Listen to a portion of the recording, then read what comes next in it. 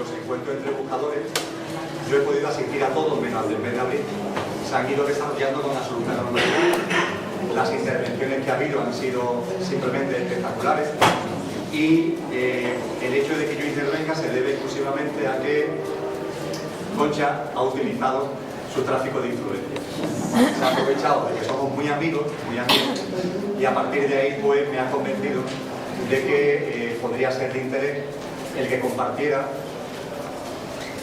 las experiencias, por decirlo de algún modo, que en el silencio he estado viviendo desde diciembre del año pasado. Hoy se cumplen 5 meses, se han cumplido ya 5 meses del momento en el que me retiré en silencio, y de hecho la última charla que la compartí precisamente en un encuentro entre buscadores que se celebró el día 4 de diciembre, hace por tanto ahora poco más de 5 meses. Como bastantes de vosotros sabéis, lo sabéis perfectamente, todavía no ando fuera de la crisálida enteramente, claro. Estoy todavía dando algunos tumbos. A veces me siento como un bebé que está recién salido y que le cuesta trabajo andar y que se cae, pero en cualquier caso estoy en paz, estoy en mucha calma y vamos, deseando y muy gustoso de compartir con vosotros y con vosotros. Lo que voy a compartir no van a ser precisamente las experiencias, porque las experiencias están llenas de fenomenología. Y como ya hablamos con relación al 21 de diciembre del 2012, que quien espere fenómenos en el exterior, pues se equivoca el tiro, porque estos son procesos puramente interiores, pues de la misma forma yo no quiero ni mucho menos distraer con fenomenología. Y por tanto con lo que es una ristra de experiencias vividas que arrancaron aproximadamente el 10 de diciembre y que siguen en el momento actual. Con relación a la fenomenología, por decirlo de alguna forma, solo me dice el corazón que comparta con vosotros y con vosotras lo siguiente. Lo que hacemos por la noche, sin darnos cuenta, ya que se ha hablado de los sueños en muchas ocasiones, es lo que se denomina comúnmente viajes astrales. Los viajes astrales son viajes en consciencia, es decir, cuando estamos en la cama, seguimos físicamente en la cama. Sin embargo, hay algo de nosotros, permitidme que lo llame consciente, que cada uno lo llame como considere oportuno, que se transporta, que se traslada. Y allí donde se transporta, allí donde se traslada, percibe como si estuviera físicamente. Esto no debería extrañar, nos extraña a los seres humanos, porque estamos muy aferrados a nuestro componente físico, a nuestro componente material. Y solo en ese bendito momento del sueño se produce lo que parece un milagro, pero no lo es algo normal, y es que nos desprendamos de lo que es nuestro envoltorio, de lo que es nuestro vehículo para andar por este plano, y nos traslademos en conciencia a otros sitios, o a otros lugares, o a otros planos. Pues bien, eso que ocurre, y nos ocurre a través de los viajes astrales, con bastante frecuencia a cualquier ser humano, aunque no lo recordemos al despertarnos, aunque le pase como a Concha o le pase como a mí, que no nos acordamos de nuestro sueño normalmente al despertarnos, aunque no nos acordemos, los viajes se efectúan. Pues bien, las experiencias acumuladas en estos meses, lo que me han puesto de manifiesto es que, efectivamente, los viajes en consciencia, los viajes concienciales, no solamente es que sean posibles, sino que es la forma en la que muchos hermanos y hermanas, muchas entidades de muchos planos, de muchas dimensiones, se transportan, se trasladan. Y hay muchas entidades y muchos hermanos y hermanas de otros planos y de otras dimensiones que están aquí y ahora, en este mundo y en este planeta, precisamente con esos viajes concienciales, teletransportándose consciencialmente. No necesitan vehículos, no necesitan platillos volantes, no necesitan de ningún artilugio salvo el hecho milagroso de salir del cuerpo que cada uno en su modalidad de vida tenga. Ellos suelen tener cuerpos más sutiles que el nuestro, que es más denso, pero da igual. Consiste en salir, en dejar a un lado, sabiendo que es un envoltorio, sabiendo que es un vehículo, ese cuerpo físico, y transportarse. También comparto con vosotras y con vosotros que la persona, porque existe físicamente, con la que he podido experimentar más directamente esto, es una persona de nombre Nahual, que vive en la zona boliviana del lago Titicaca, en una ciudad que ellos le llaman Huichimarca, y él es chamán de una etnia muy antigua, los anacuigana. Y con ese chamán he aprendido mucho de lo que son estos viajes en conciencia. Y lo que he aprendido con él es que cuando empezamos a movernos en viajes en consciencia, aunque realmente nos podemos desplazar a donde nos dé la gana, a cualquier sitio del cosmos, a cualquier punto de la creación, cuando se empieza a viajar lo que se nos aconseja es que hagamos estaciones de tránsito. Es decir, pongo un ejemplo. Sé, porque lo hemos hablado en más de una ocasión, que varios de vosotros y de vosotras tenéis algún tipo de unión o os sentís ligados de alguna manera a las Pléyades. Pues bien, es perfectamente posible desde el plano humano trasladarse en consciencia al ámbito pleiadiano, a los mundos de las Pléyades, que son muchos. Es perfectamente posible. Ahora bien, siendo la primera vez que se hace, sería, entre comillas, absurdo plantearse que yo desde mi casa, sentándome en un sillón cómodamente, dejando mi cuerpo y teletransportándome en consciencia, aparezca en las Pléyades. No porque eso no sea posible, que lo es, sino porque no tenemos hábito. Y cuando no se tiene hábito, hay que adquirirlo a través de experiencias que nos lleven a pasar por estaciones de tránsito. Por ejemplo, es aconsejable que una estación de tránsito sea algún punto del planeta Tierra con el que os sintáis especialmente ligados.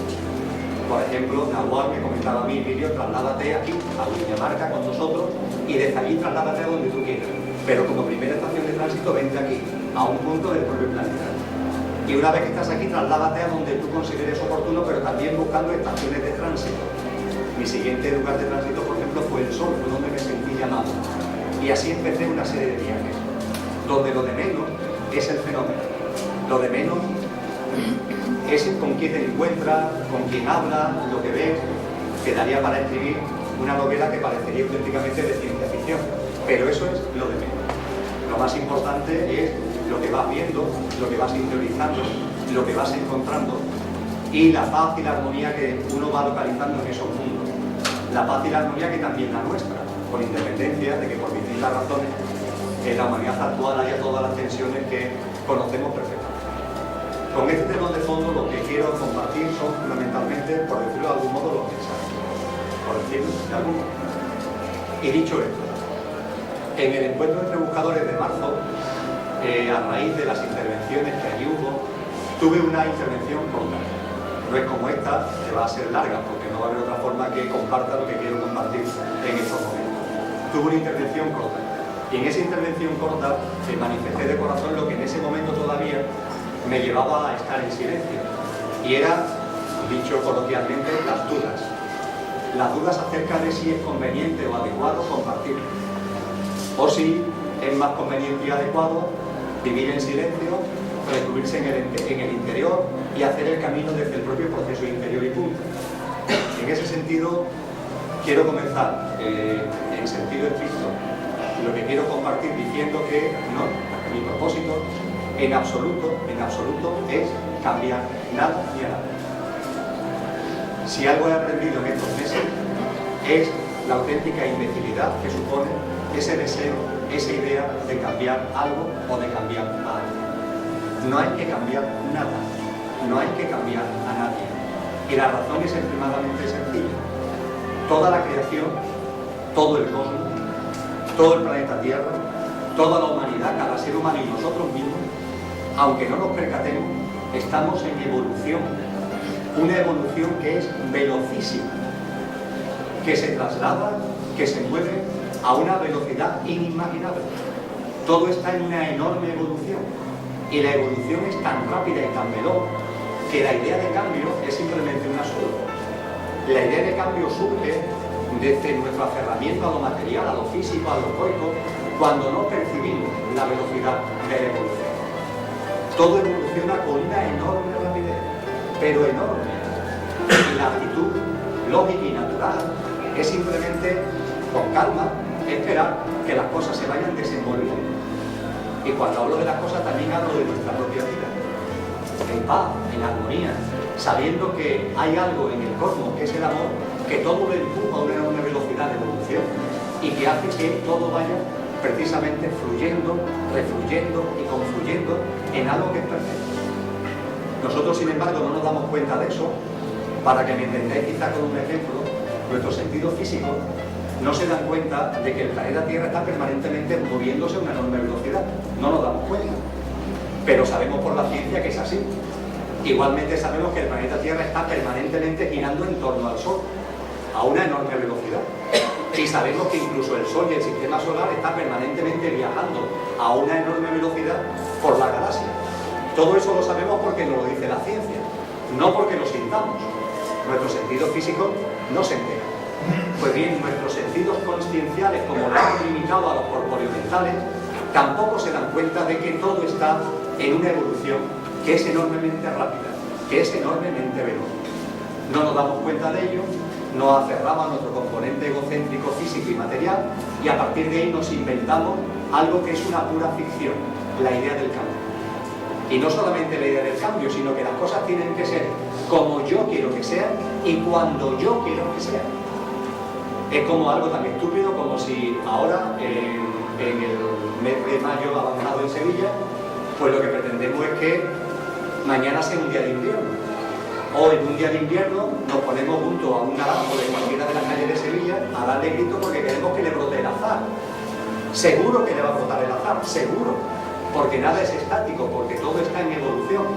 Pero esa evolución no va al ritmo que nuestro ego marca, va al ritmo que la propia evolución establece. Y por tanto al naranjo seguro que le va a salir el azar, seguro, como así ha sucedido. Pero eso no va a pasar en la historia. Eso va a pasar cuando la evolución en su ciclo sea el momento.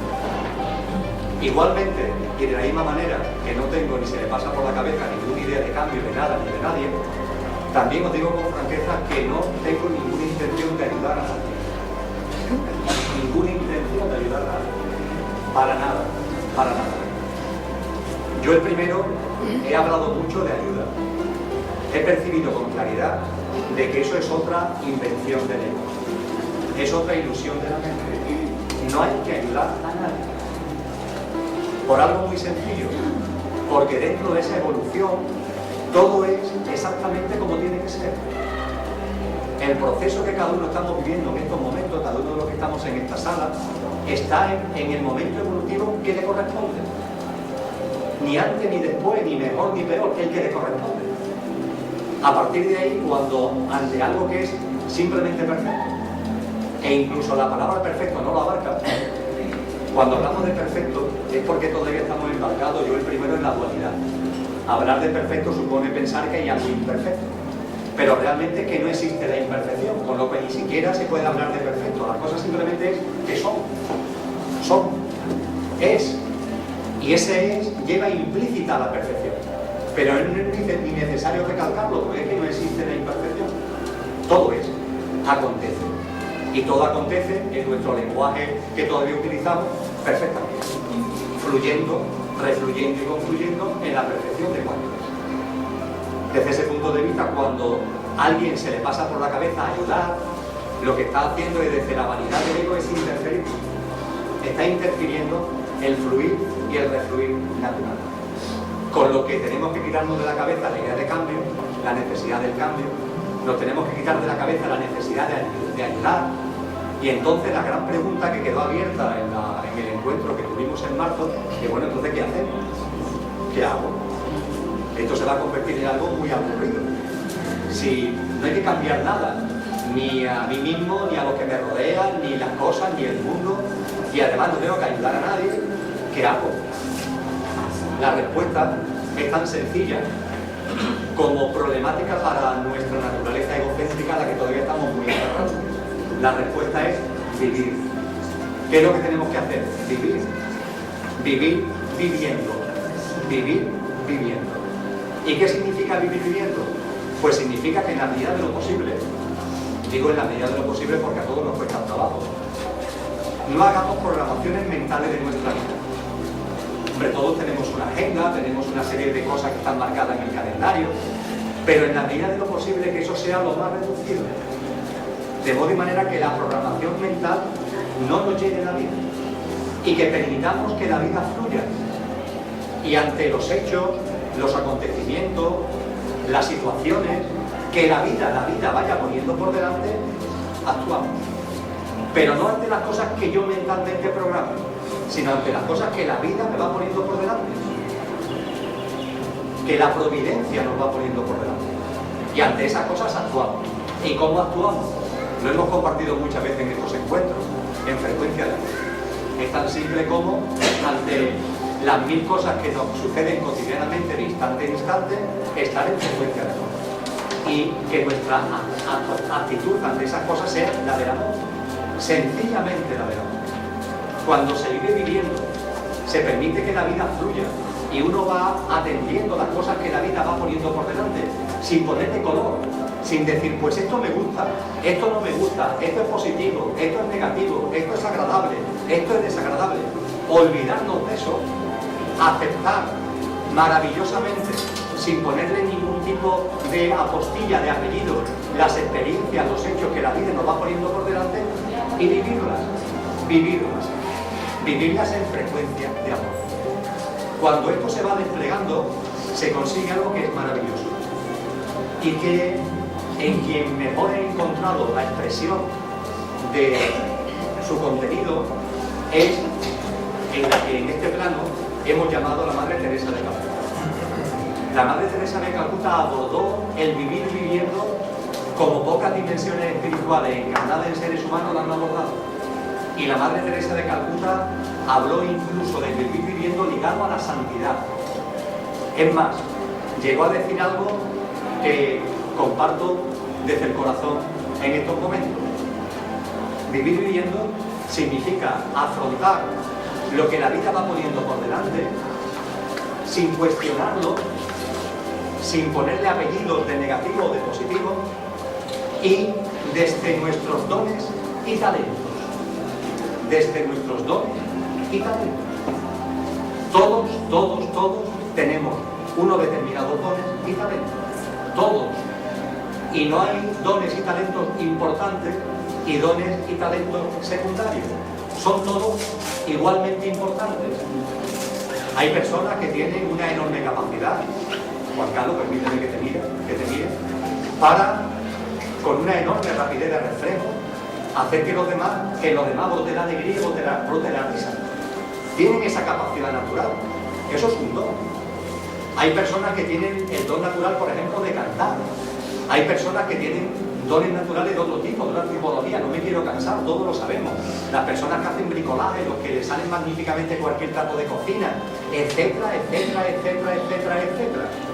Pues bien, ante los acontecimientos que la vida te va poniendo por delante sin ponerle calificativo, desde una frecuencia de amor, ejercitan tus dones y talentos. ¿Por qué? Porque, como hablaremos a lo largo de la charla, y la Madre Teresa de Calcuta reflejó muy bien, como Dios es cada uno de nosotros, esa presencia de Dios en nosotros se manifiesta en todo, pero se manifiesta especialmente en nuestros dones y talentos. Especialmente en nuestros dones y talentos. De tal forma que ejercitar nuestros dones y talentos significa poner en acción la presencia de Dios en nosotros. Y eso es ser santo, o ser santa. Eso es la santidad. Desplegar en el día a día el Dios que hay en nosotros, que fluye naturalmente a través de nuestros dones y talentos, que además tiene la enorme ventaja de que nuestros dones y talentos no nos cuestan trabajo. Es un hacer no haciendo. Los dones y talentos que tenemos no nos cuestan trabajo ejercitarlos, nos salen de manera natural. La persona que sabe cantar y le gusta cantar, oye, cantar disfrutando, no como un trabajo, no como una obligación, no como algo hacia lo que tiene que esforzarse. El ejercicio de nuestros dones y talentos. Y en mi introspección, lo que he sentido es que de los escasitos dones y talentos que tengo, de lo poquito que he encontrado, uno es la comunicación, que tengo capacidad de comunicación. Y como tengo capacidad de comunicación, oye, pues venga, a comunicar, a disfrutar comunicando. Y en el momento en el que Concha, la vida, me dice, Emilio, ¿por qué no hablas en el encuentro entre buscadores? Digo, pues venga, a ejercitar mi don y mi talento en el encuentro entre buscadores. Sin cuestionarme si el hablar en el encuentro entre buscadores es bueno o malo, si es adecuado o no es adecuado. Oye, la vida lo ha puesto por delante. No yo con mi programación mental, no he sido yo el que he pensado, voy a hablar con Concha para ver. No, eso ha fluido. Y ante lo que la vida fluye, aceptación y desde el amor, ejercicio de nuestros dones y talentos. Por tanto, por eso estoy aquí en estos momentos. Y por eso disfruto y comparto desde el corazón lo que estoy compartiendo. la idea de cambio, la necesidad de cambiar y la idea de ayudar a los demás son ilusiones del ego. Es vanidad y solo vanidad. Vivir viviendo en frecuencia de amor, aceptando lo que la vida nos vaya poniendo por delante y ejercitando nuestros dones y talentos en la medida de lo posible. Desde ese punto de vista, en la introspección de estos meses, sigo sintiendo algo que creo que es lo más importante que debo compartir esta tarde. La importancia, la significación de que en el momento presente de la humanidad, en el momento evolutivo de la humanidad, hablemos y compartamos sobre todo de una cosa, que es el núcleo duro de todas las cosas de las que venimos hablando. Hemos hablado en los encuentros, hemos hablado en el Círculo Sierpe durante los últimos años de expansión de la conciencia, de salto dimensional, de ascensión, etcétera, etcétera, etcétera. Pues bien, todas esas cosas giran en torno a un mismo núcleo, a un meollo, y ese meollo es Dios. Dios, que por supuesto cada uno lo llame como le dé la gana, que cada uno le dé el nombre que considere oportuno, porque como no tiene nombre, le podemos poner el nombre que nos dé la gana. Pero para entendernos coloquialmente, permitidme que durante la charla yo lo llame Dios. Dios es el meollo de todo lo que venimos hablando y compartiendo desde hace mucho tiempo. Dios es el meollo de todo. Y voy a hablar de Dios desde la introspección y desde las experiencias acumuladas en estos meses. Y voy a hablar de Dios poniendo por delante lo siguiente: no soy creyente. Y además, no siento que Dios existe. Lo que es un serio hándicap, creo, para hablar de Dios. No soy creyente y Dios no existe. Por lo menos, eso es lo que me indica el corazón. Sin embargo, acabo de decir que quiero compartir acerca de Dios. Si tuviéramos aquí el diccionario de la lengua española, podríamos acudir al verbo creer, a lo que significa el verbo creer, de donde viene creyente, y al verbo existir, de donde viene eso de que Dios existe. Con relación al verbo creer, nos encontramos que la Academia de la Lengua dice que creer consiste en tener por cierto aquello que el entendimiento no puede alcanzar. E igualmente, dar firme asenso, es decir, dar también por cierto las verdades reveladas por Dios. En cuanto al verbo existir, lo que nos dice el diccionario es que, aplicado a las cosas, significa ser real o verdadera. Y también tiene como significado tener vida o estar, haber o hallarse.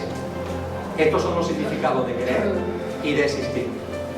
Desde el corazón, creo que ni el verbo creer ni el verbo existir le son de aplicación a Dios. Porque aplicarle el verbo creer a Dios significa pensar que nuestro entendimiento no puede alcanzarlo. Y el entendimiento humano puede alcanzar a Dios.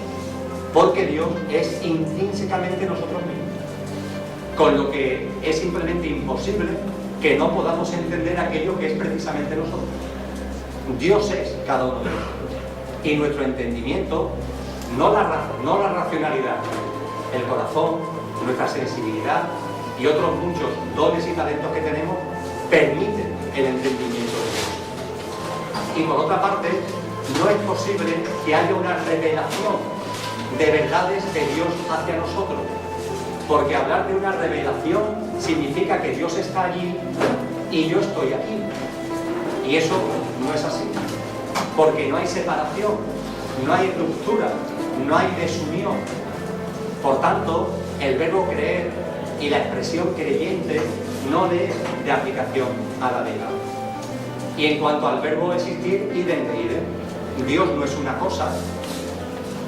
Dios no, entre comillas, no tiene, entre comillas, vida, y Dios no se halla ni está en ninguna parte, tampoco el célebre cielo, sino que siendo todo, está en todo. Con lo que el verbo existir tampoco le es de aplicación a la vida. Por tanto, repito, ni soy creyente, ni siento en mi corazón que Dios exista. Sencillamente porque entiendo que ni el verbo creer ni el verbo existir le son de aplicación a Dios. Lo que no quita que efectivamente en el mundo actual haya muchísima gente que se declara creyente o muchísima gente que se declara no creyente. Fijaros, da igual. El creyente y el no creyente, aunque aparentemente son cosas muy distintas, parten de una misma base: la idea de un Dios exterior, en el que creo o en el que no creo. Ah, sí, pues yo sí creo que Dios está ahí, no sé qué, no sé cuánto, que es algo o alguien que está ahí. Ah, no, pues yo no creo en eso. Creer o no creer en un Dios exterior.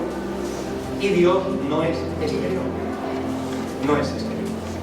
El creyente y el no creyente están estableciendo una separación ilusoria, ficticia, entre Dios y nosotros. Están generando un muro entre Dios y nosotros. Pero no hay desunión posible entre Dios y nosotros. Porque sencillamente Dios es amor, Dios es yo, y al decir yo, cada uno, todos y todo, y como hemos en algún encuentro y en alguna charla también compartido. Lo decía muy bien ese místico sufí llamado Al-Balad: Dios es yo, y yo soy Dios cuando ceso de ser yo.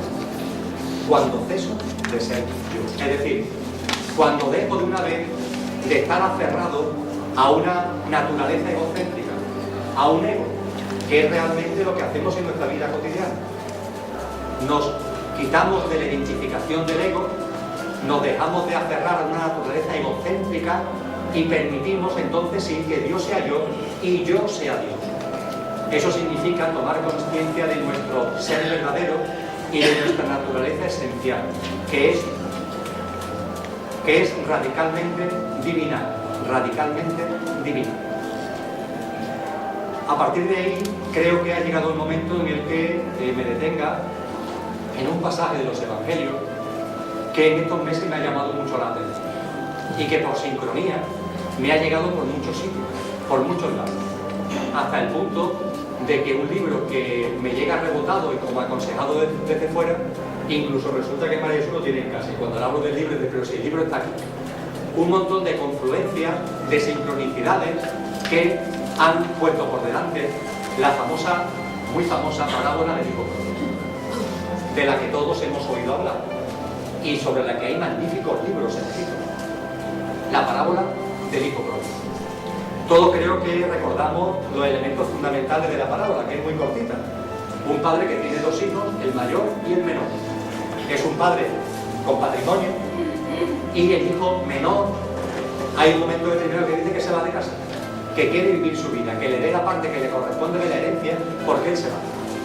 Y el hijo menor se convierte en el hijo pródigo. El hijo mayor, en cambio, se queda con el padre. Pasa el tiempo y al hijo menor las cosas le van fatal. Tan fatal que toma la decisión de volver a casa del padre, pero para ser un jornalero del padre. Nunca se le pasa por la cabeza pensar que el padre lo va a comer con amor, como su hijo, y que lo va a integrar absolutamente en el seno de la familia. El hijo pródigo vuelve para ser el último de la fila y el padre, nada más que lo ve venir, sale a abrazarlo y lo recoge y le da el primer lugar de la casa, en la misma posición que el hermano mayor. Ante esto, ¿cómo reacciona el hermano mayor? Pues no le gusta.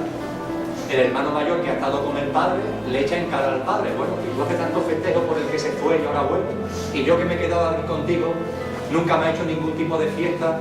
En fin, se pone celosillo, hablando coloquialmente. Y el padre le invita a entrar en el festín que ha preparado para el hermano menor. Y ahí queda la parábola, porque la parábola además es dura en cuanto que lo deja en suspenso. No tiene final, esa película no tiene final, porque nunca se sabe si el hijo mayor llega a entrar o no en el festín del hermano menor. Lo deja abierto, lo deja como duda. Pues bien, en esta parábola, que es muy cortita, está muy bien reflejado todo lo que quiero compartir y vengo compartiendo. El hijo pródigo, el hijo menor que se va, es lo que en la vida cotidiana refleja a aquellas personas que en libre albedrío, oye, y es maravilloso, no pasa nada, se consideran incrédulos, ateos, escépticos, agnósticos. Esos son los hijos pródigos. Son aquellos que se separan del padre voluntariamente, no quieren saber nada, se olvidan del padre, lo ignoran, olvidan el Dios que es cada uno de ellos y se convierten en hijos pródigos. El hijo mayor refleja al creyente, es decir, a la persona que sí cree en Dios y que cree además que vive al lado de Él. Ahora bien, como la parábola muestra, ese vivir al lado, ese vivir junto, esa posición de creyente realmente es una falacia, porque viviendo al lado del Padre no termina de conocer al Padre. Al decir que viva al lado de Dios, no termina de conocer a Dios. La prueba es que no ha sido capaz de entender el amor del Padre. Y al no entender el amor del Padre, no entiende lo que el Padre hace por el Hijo pródigo. Si conociera al Padre, si se identificara con el Padre, conocería al Padre. Y al conocer al Padre sabría que es amor. Y no me extrañaría en absoluto la reacción que el Padre tiene hacia el Hijo pródigo.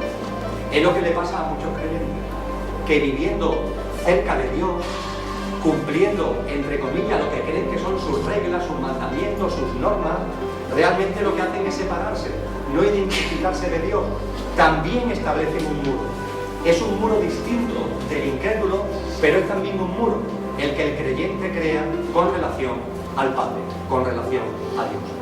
Y la parábola lo que nos llama es a identificarnos no con el hijo pródigo, que normalmente es con el primero que nos identificamos cuando leemos la parábola, tampoco con el hijo mayor. Y ojo, cuando se reflexiona en la parábola, todos tenemos más de hijo mayor que de hijo menor, todos. Pero cuando se reflexiona en la parábola se ve que lo que va realmente encaminada es a que nos identifiquemos con el Padre. Porque el Padre es precisamente nosotros. El que nos demos cuenta, como dijo maravillosamente Cristo Jesús en el Evangelio de Juan 10:30, el Padre y yo somos uno. O para ser más estrictos, sus palabras reales, yo y el Padre somos uno.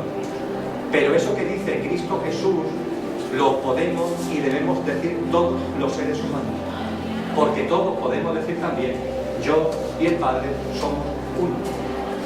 Hay un sacerdote dominico, sexagenario, que en internet tiene alguna cosa escrita que se llama Fray Marcos, que tiene una poesía, una meditación a modo de poesía muy breve, que es una auténtica maravilla, que comienza precisamente con esta frase de Cristo Jesús: yo y el Padre somos uno.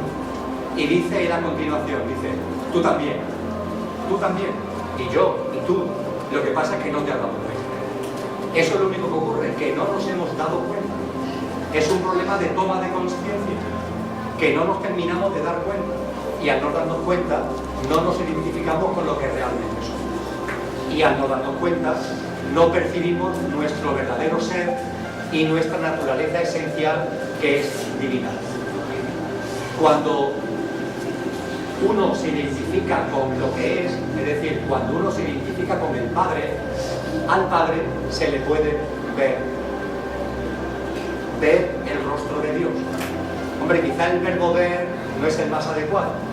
Sentirlo, percibirlo, entender su naturaleza, que es la nuestra, radicalmente la nuestra, comprobar que efectivamente eso es amor, que es lo que somos nosotros, y comprobar cuáles son los atributos y las cualidades de ese Dios que es nosotros.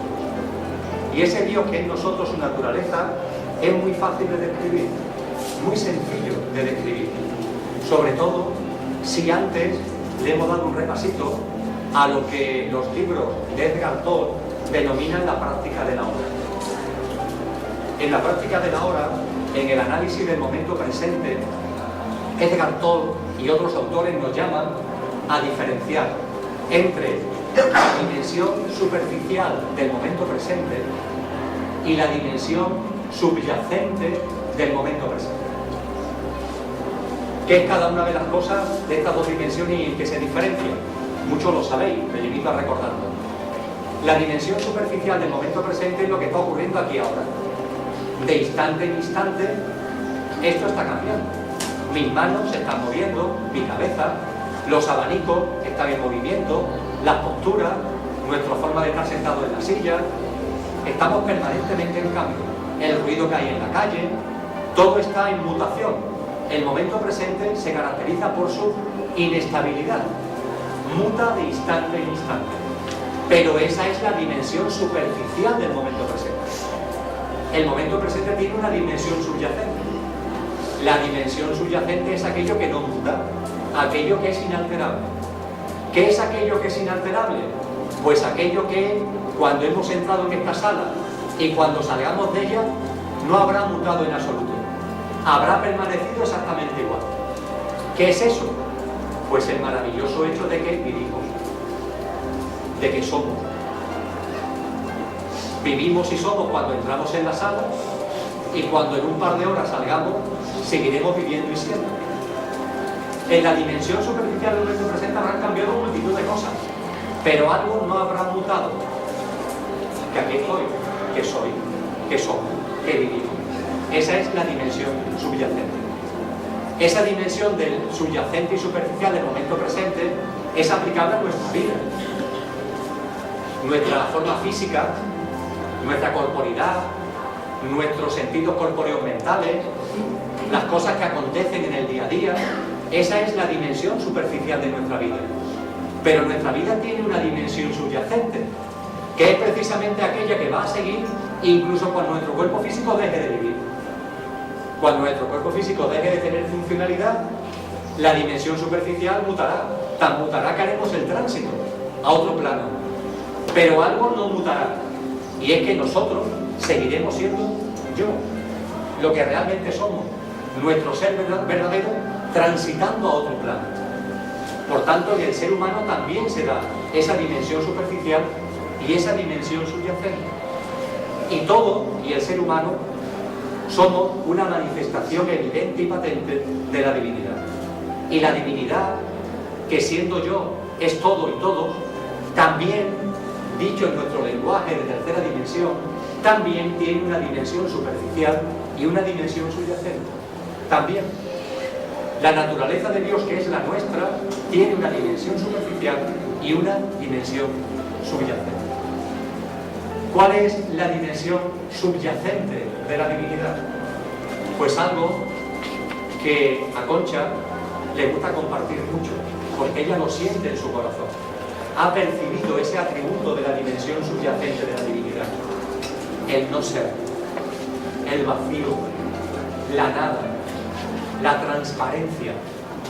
Es decir, atributos que no son pensables, que no son racionales, que la mente no puede encasillar, que no puede etiquetar.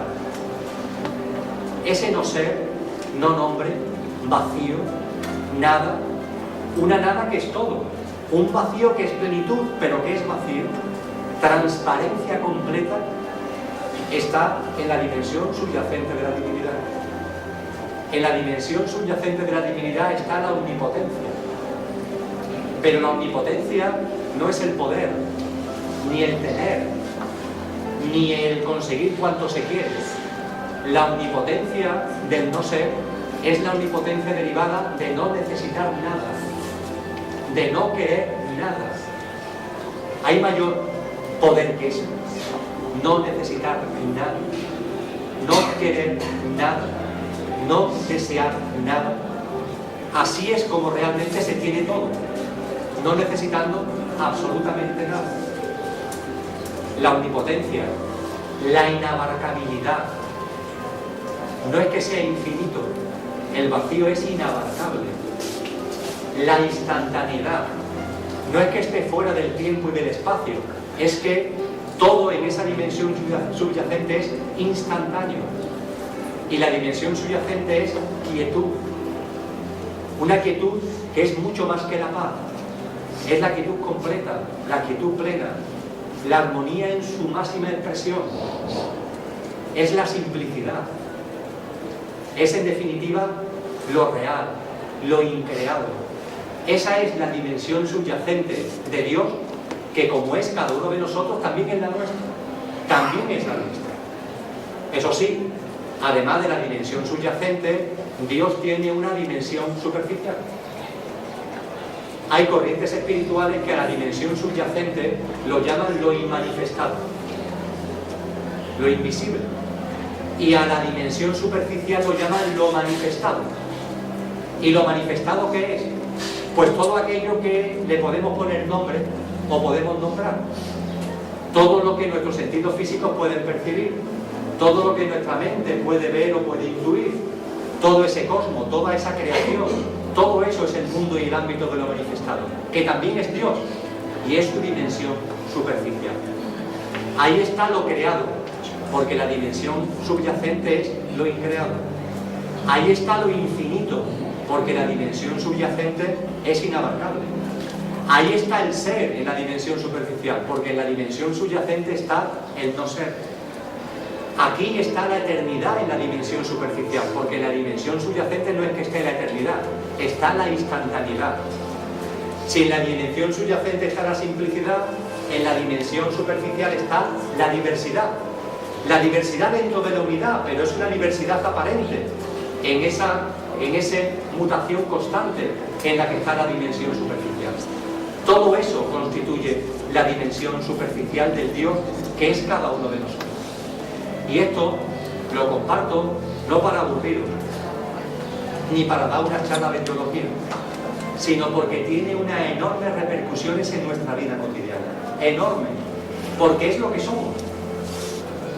Cuando acabo de describir la dimensión, la naturaleza de Dios, describirla muy esquemáticamente, vamos, muy torpemente, la dimensión inmanifestada o subyacente y la dimensión manifestada o superficial, no estoy describiendo algo que esté allí en el quinto pino, no estoy describiendo algo que esté en el cielo, nos estoy describiendo a nosotros mismos. ¿Cómo podemos percibir esto? ¿Cómo podemos sentir de que esto va de nosotros y con nosotros? La última charla que compartí en este mismo sitio, en los encuentros entre buscadores, hablamos de 7 prácticas.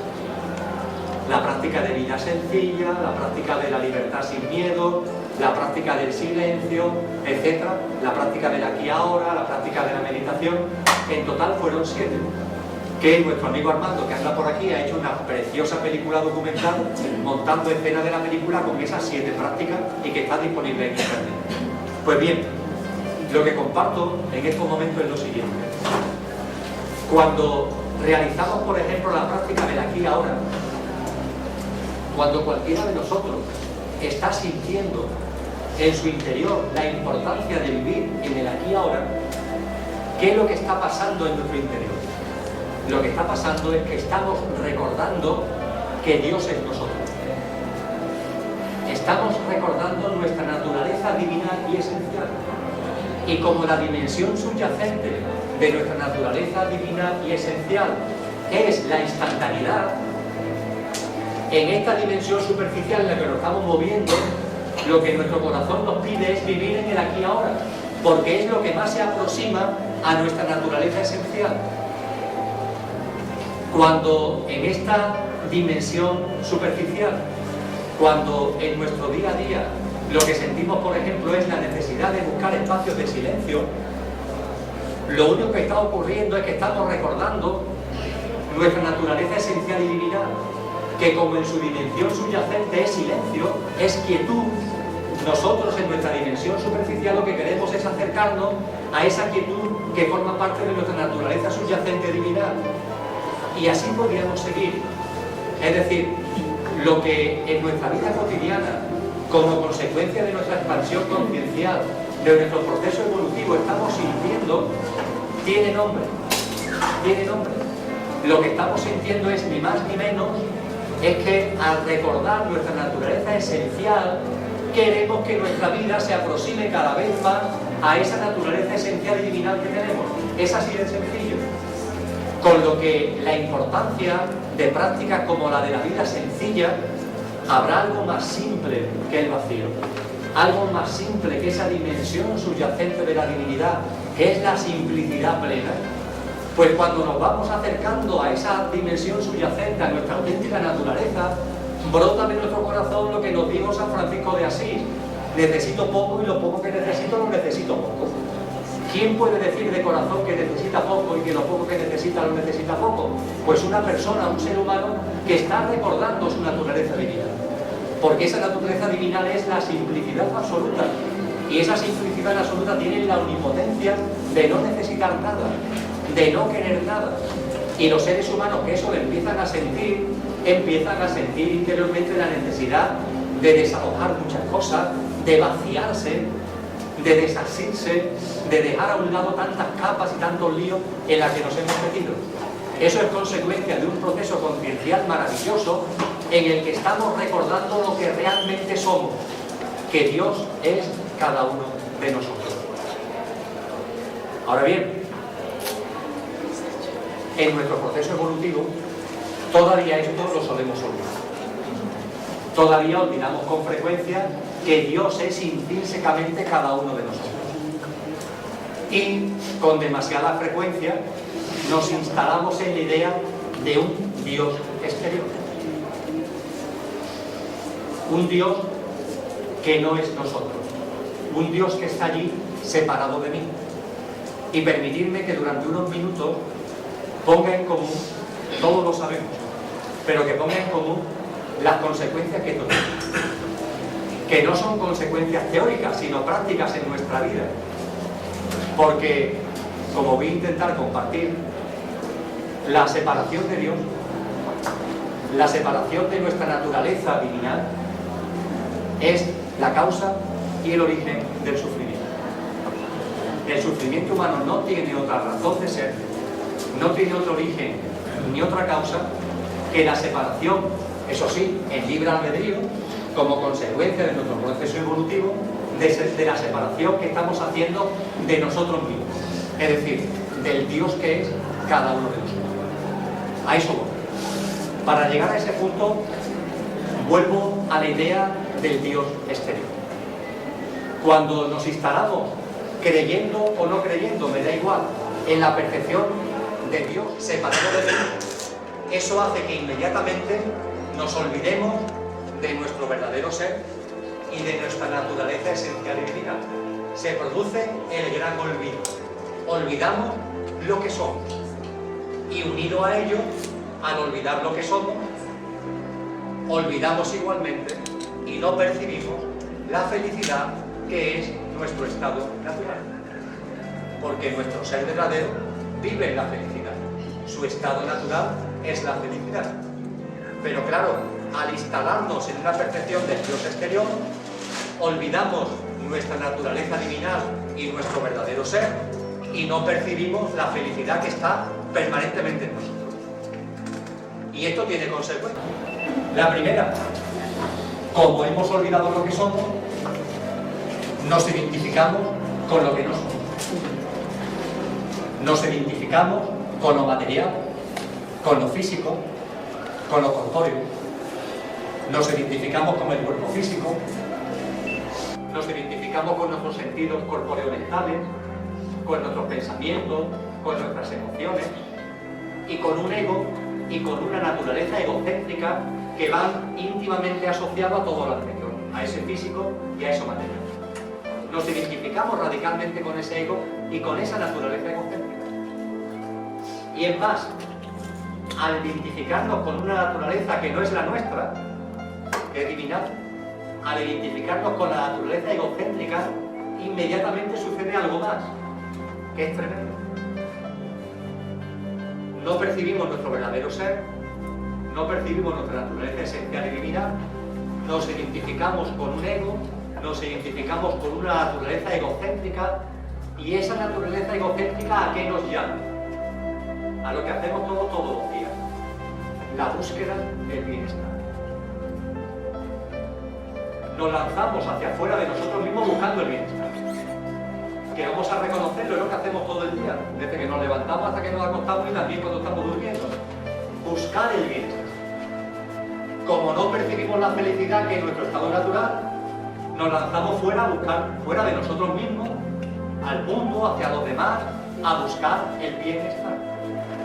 Es una contradicción, porque la felicidad, que es el bien ser, la tenemos incluida en nosotros. Pero como lo hemos olvidado, nos lanzamos fuera buscando el bienestar. No percibimos el bien ser y nos lanzamos fuera buscando el bienestar. Y al lanzarnos fuera a buscar el bienestar, se produce el sufrimiento. El sufrimiento es la consecuencia de una idea del Dios exterior que nos lleva a apartarnos de lo que realmente somos, a buscar el bienestar en el exterior. Fijaros, Dios exterior, búsqueda exterior del bienestar, y eso es lo que nos lleva al sufrimiento. ¿Por qué la búsqueda del bienestar lleva al sufrimiento? Podéis pensar que yo le está poniendo muy trágico, hombre. Buscar el bienestar tampoco es tan grave. Parece normal, hombre, que busquemos estar a gustito. La búsqueda del bienestar parte del olvido de lo que somos. Cuando captamos y percibimos lo que somos, se deja de buscar el bienestar. Porque no se necesita para nada.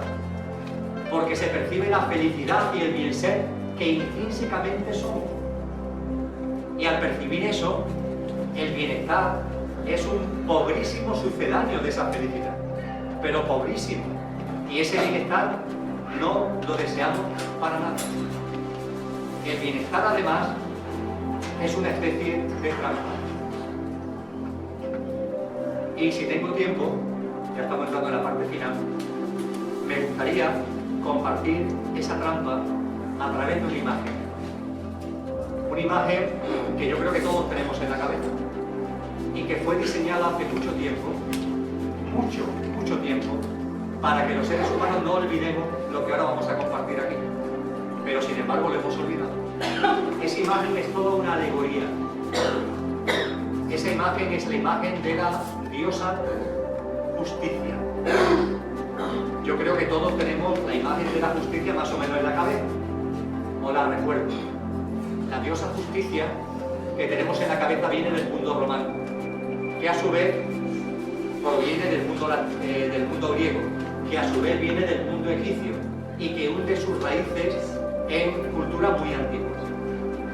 La justicia, tal como ha llegado a nuestros días, esa imagen que hunde sus raíces en la noche de los tiempos, es una mujer, normalmente vestida con una túnica larga y amplia, que sostiene una balanza con su mano izquierda. Una balanza con sus dos platillos en su mano izquierda. Esta balanza es el signo más representativo actualmente de la justicia. Y en su mano derecha tiene una espada. Y la espada la tiene hacia abajo. La tiene caída hacia abajo. No la tiene blandida hacia arriba, la tiene hacia abajo. Y además hay un tercer signo distintivo.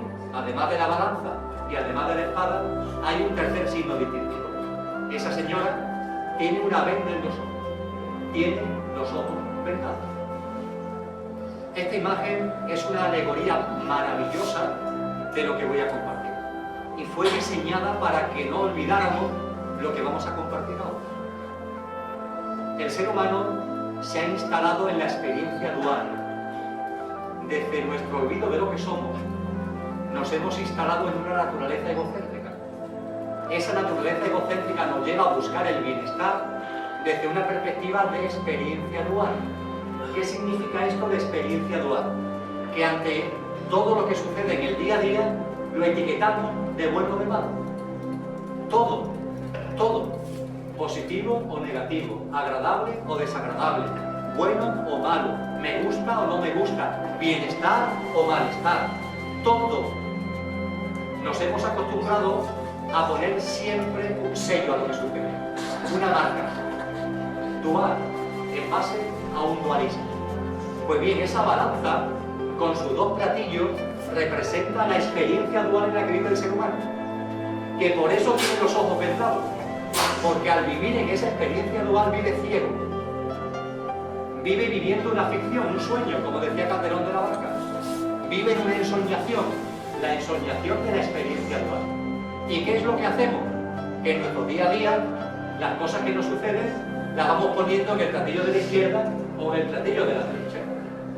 Ah, esto me gusta. Ah, pues esto no me gusta. Ah, esto sí lo quiero. Ah, pues esto no lo quiero. Bienestar y malestar. Malestar y bienestar. Uno de esos platillos sería el platillo donde están los dolores, la tristeza, las penas, las frustraciones, las ofuscaciones, todas esas cosas que también conocemos los seres humanos. Eso lo pondríamos en un platillo. Y en el otro platillo, ¿qué es lo que colocamos?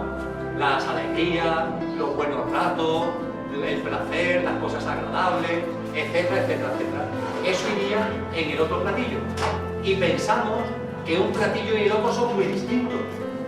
¿Cómo no va a ser distinto si uno es el platillo de la tristeza y otro es el platillo de la alegría? ¿Cómo no va a ser distinto si uno es el platillo del malestar y otro es el platillo del bienestar? Pues bien, lo real es que ambos platillos son lo mismo.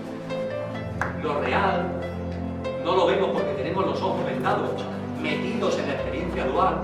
Lo real es que ambos platillos, aparentemente tan diferentes, son lo mismo, porque se basan en un mismo hecho, en el olvido de lo que realmente somos. Fijaros, cuando hemos olvidado lo que somos y nos lanzamos al mundo a buscar el bienestar, puede ser que ese bienestar no lo consigamos. No conseguimos lo que pretendemos. Cuando no conseguimos lo que pretendemos, nos frustramos, nos ofuscamos, sentimos dolor, sentimos tristeza. Es decir, sufrimiento. Al buscar el bienestar, si no logramos lo que buscamos, sentimos malestar, sentimos sufrimiento. Esto parece claro. Pero ¿y cuando nos lanzamos a buscar el bienestar y lo conseguimos? Diré, oye, pues maravilloso, ¿no? Si quiero conseguir algo, buscando mi satisfacción y lo logro, esto es genial. ¿Cómo que esto, Emilio, qué pero le puede poner a esto? Pues sí, le pongo todo los peros. Primero, porque en este mundo rige un principio hermético que es el principio de la polaridad o la polarización. De tal forma que cuando no se vive en equilibrio, cuando el platillo, cuando el péndulo se mueve hacia la izquierda o hacia la derecha, si se mueve hacia la derecha, siempre después va a moverse hacia la izquierda. Y si se va hacia la izquierda, siempre después se va a mover hacia la derecha. Eso significa que si buscando el bienestar lo logramos, al mover el péndulo hacia el lado del bienestar, inevitablemente, esa experiencia que calificamos de bienestar no es sino la antesala de que el péndulo va a hacer así, clac, y va a darnos en la cabeza con una experiencia de malestar. Inevitablemente. Pero esto no es lo más trascendente. Lo más trascendente es que cuando buscamos el bienestar y lo logramos, esa experiencia nos afianza en lo que no somos. Nos afianza en nuestra naturaleza egocéntrica. El hijo pródigo vuelve a casa del padre porque las cosas le van mal. Cuando se siente malestar, la toma de conciencia se produce. Sin embargo, cuando se está, como le pasa al hijo mayor, viviendo bien, disfrutando del bienestar, no se tiene aparentemente la experiencia del malestar y al no tener esa experiencia no se expande la conciencia. Y nos afianzamos en una idea de nosotros mismos que es errónea. Nos afianzamos en lo que no somos. Creemos ficticiamente que buscando el bienestar se puede alcanzar. Y desgraciadamente, cuando creemos eso, cuando pensamos eso, cuando de verdad hemos interiorizado que el bienestar es una invención de la mente, realmente puede asentarse en nuestras vidas, eso de verdad no es sino el preámbulo de un enorme sufrimiento. Es una fuente continua de sufrimiento. Lo estamos afianzando y apalancando en una percepción de nosotros que no es real. De modo y manera que el bienestar cuando se consigue el bienestar cuando no se consigue origina malestar. Pero el bienestar cuando se consigue es también fuente y preámbulo de malestar. De modo y manera que si bajamos a la calle 7, que está aquí al lado, y explicándole lo de la balanza, le preguntamos a cualquier persona ¿dónde está el sufrimiento? Le explicamos la balanza, le explicamos los dos platillos, le explicamos el platillo de las tristezas y el platillo de las alegrías, y le decimos a continuación ¿dónde está el sufrimiento? Las personas normalmente que nos van a responder en el platillo de las tristezas. Pues no, el sufrimiento es toda la balanza. Es la balanza en su integridad. Todo aquello que vivimos desde lo que no somos, todo aquello que vivimos apartado de nuestro verdadero ser, todo aquello que vivimos desde una naturaleza que no es divina, sino que es egocéntrica, es fuente de sufrimiento. El malestar y el bienestar, aparentemente tan distintos, tienen un mismo punto de arranque, el olvido de lo que somos, y tienen un mismo punto de destino, el sufrimiento. El sufrimiento humano se debe a la idea,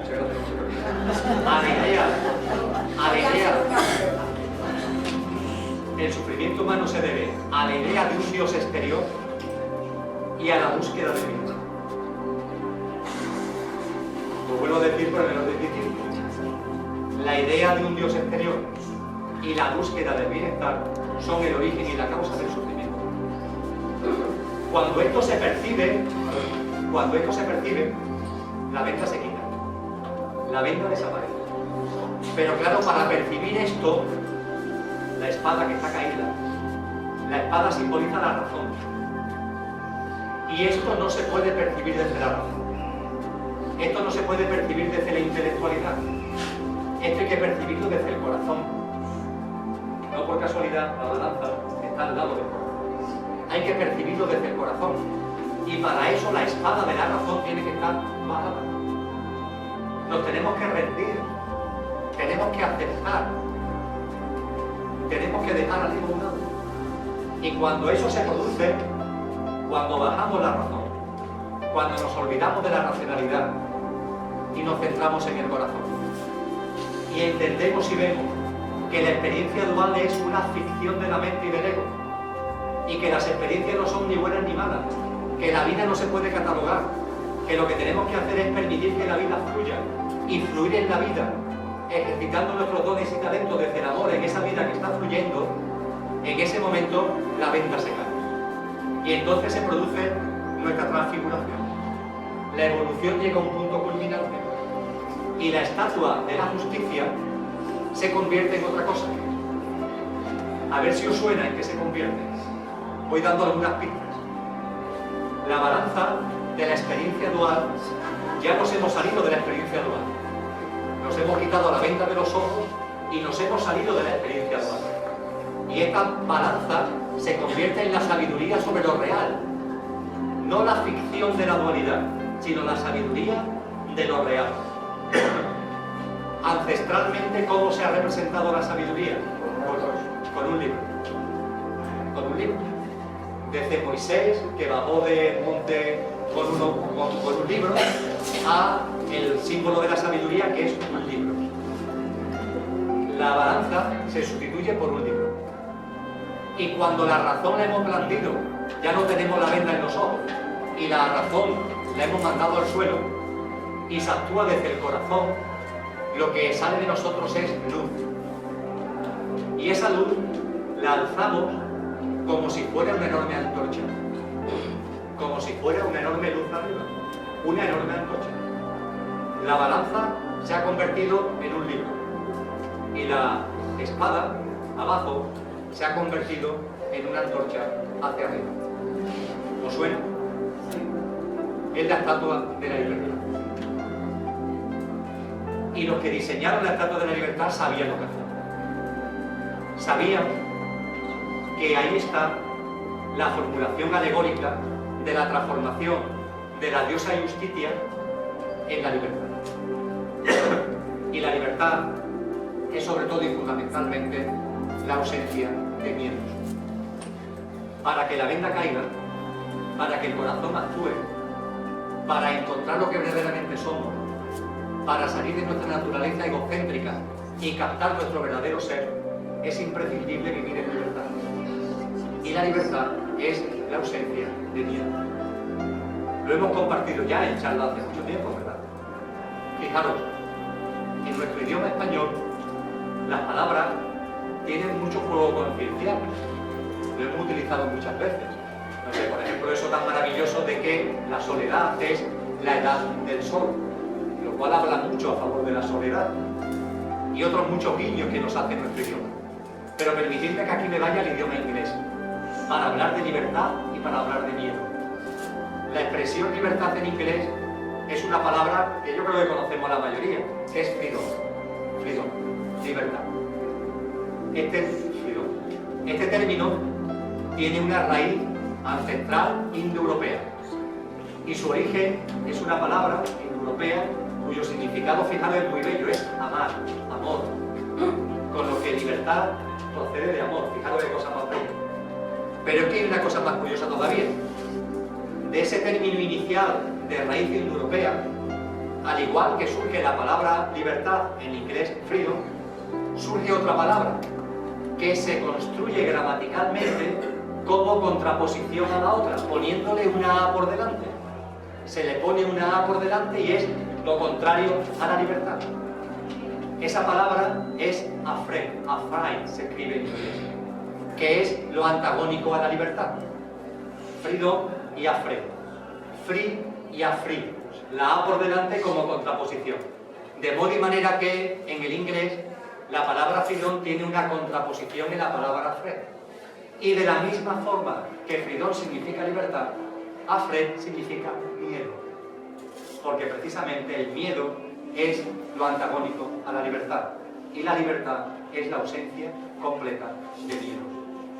Cuando vivimos en libertad, cuando somos capaces de abandonar los miedos, las autolimitaciones mentales, estamos en condiciones de empezar a percibir lo que realmente somos. Estamos en condiciones de empezar a percibir nuestra naturaleza divinal y nuestra naturaleza esencial. A partir de ahí, la naturaleza egocéntrica se va diluyendo, vamos tomando en nuestra vida cotidiana prácticas de modo innato, que son consecuencia, la dimensión subyacente y la dimensión superficial, son reflejo de lo que realmente somos, la vida sencilla, el aquí y ahora, el silencio, etcétera, etcétera, y de esa manera vamos recuperando nuestra esencia. Nos vamos saliendo de nuestra experiencia dual y vamos recordando nuestro verdadero ser. El esquema expresado tal como lo estoy expresando no puede ser más sencillo. Todo tiene su base en la percepción de la divinidad. Todo tiene su base en Dios. Empezar a darnos cuenta de que Dios es yo, y Concha, y Cristina, y María Jesús, y Javier, y Pepe, y Mati, etcétera, etcétera, etcétera. Y que Dios es todo. Y que yo soy Dios cuando ceso de ser yo. Es decir, cuando me identifico de una vez con el Padre. Cuando de verdad puedo decir yo y el Padre somos uno. Cuando me aparto de la naturaleza egocéntrica, cuando dejo de identificarme con el ego, con todo lo que ello supone, y plenamente vivo como lo que soy. Y eso significa, desde luego, vivir sin miedo. Como esto no lo solemos hacer, y termino, como esto no lo solemos hacer, ¿qué es lo que sucede? Que estamos en permanente huida del sufrimiento. La búsqueda del bienestar es una huida permanente del sufrimiento. La obesidad que tantas personas tienen se debe a que comen mucho, porque en el comer tienen una forma de huir del sufrimiento. Muchas de las cosas que compramos las compramos huyendo del sufrimiento. Estamos todo el día huyendo del sufrimiento, en lugar de coger el toro por los cuernos y ir a las raíces verdaderas del sufrimiento, que están en el olvido de lo que somos. Punto y final. En la idea del Dios exterior y en la búsqueda del bienestar. Punto y final. Esa es la fuente del sufrimiento. Pues no lo aceptamos y estamos en permanente huida del sufrimiento.